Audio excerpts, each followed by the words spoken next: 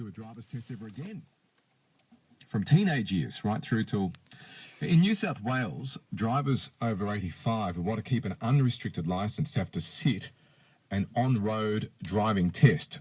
And despite criticism that it's ageist, that sort of thing, an independent panel has just recommended that the New South Wales government stick to that approach. What do you think? 1300 147 222.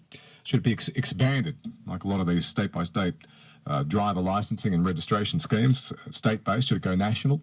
1300 147 222. Karen Bedford with us from Two States Driving School and Driver Rehab here in the Goulburn Murray region. Does some assessing of older drivers as part of her daily work. Karen, good morning. Good morning, Phil. How are you? I'm very well. In your view, should all drivers be tested again at some point, or even regular intervals? Yes, in my opinion, they should be. That it should be regulated and maybe made every 10 to 15 years, depending on their health and their changes.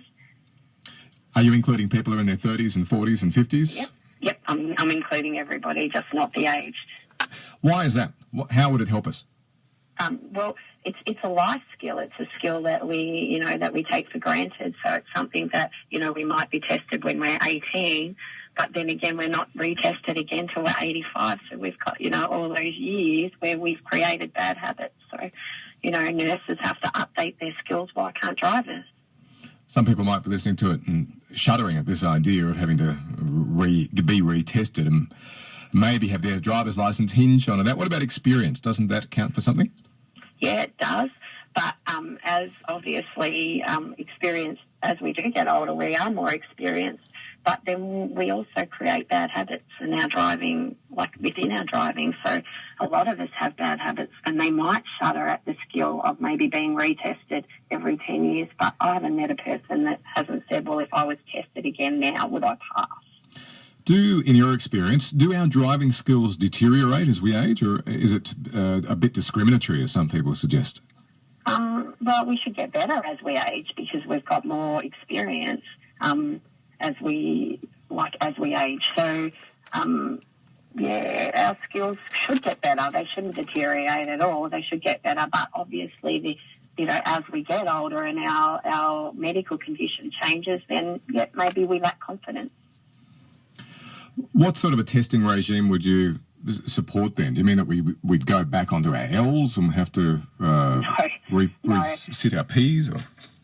No, definitely not. I just think that maybe that it is worth, updating, maybe going and having some lessons every 10 to 15 years or so to update the skills because the road rules change all the time. Cars change, conditions change. Not necessarily maybe a testing, but within yourself, maybe updating your skills. We have clients that come to us, from 50 right through to 85 who might come every couple of years to update their skills because things change. And that only just makes it easier for them when they are being retested at that age group. If we did do regular testing, as we're talking about here, and you're obviously an advocate of that, do you reckon it would help us later in life, help us to keep our licences for longer? Definitely, for sure, Joseph, definitely. Yep. And why is that? Just because we would be continually updating our skills and our knowledge and awareness? Or? That's correct, yep.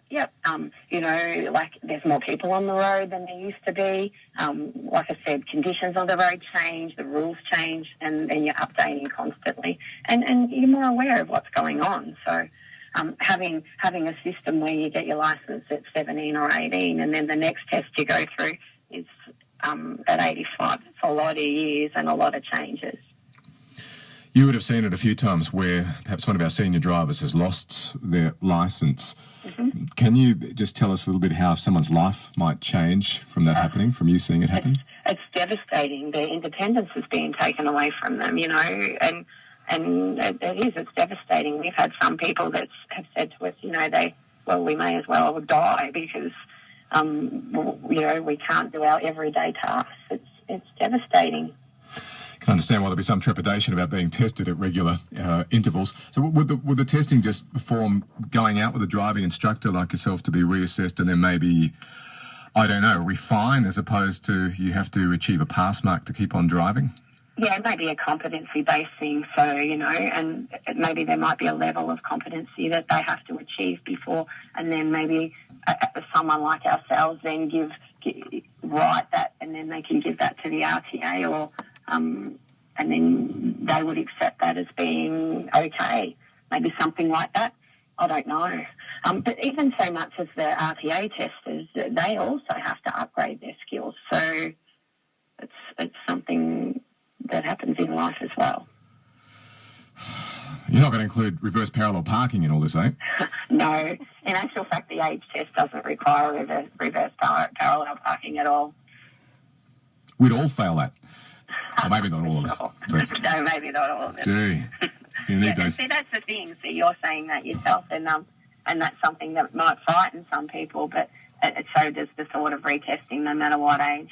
I got taught that formula where you look through your back window and line it up with the gutter, which has generally served me well, but...